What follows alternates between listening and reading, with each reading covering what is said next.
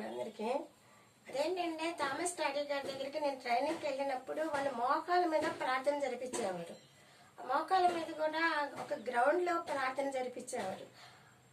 అప్పుడు పరిస్థితి ఎలా ఉంటుందంటే కంకర రాళ్ళు ఉంటాయి కదా, ఆ కంకర రాళ్ళు సన్నటి కంకర రాళ్ళని ఆ గ్రౌండ్లో పోపిచ్చేసేసి దాని మీద నుంచోబెట్టి దాని మీద మోకాల మీద నుంచోబెట్టి టంగ్స్ మాట్లాడించేవారు.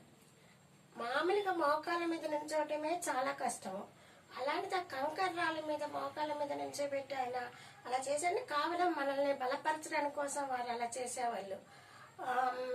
నేనైతే ఫస్ట్లో నుంచోలేకపోయేదాన్ని, చాలా ఇబ్బంది పడేదాన్ని.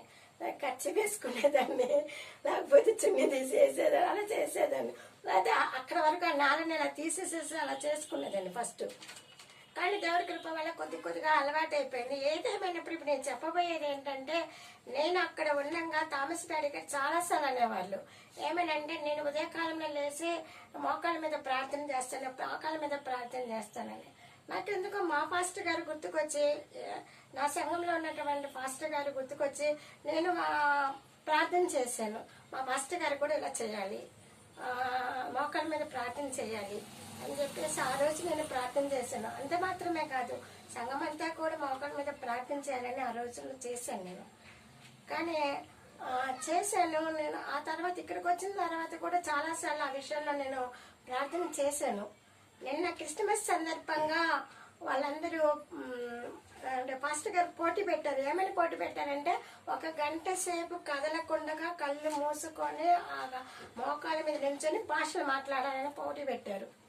ఆ పోటీలో దాదాపుగా ఆడవాళ్ళు దాదాపుగా 5 మంది మోకాళ్ళ మీద అలానే నుంచున్నారండి.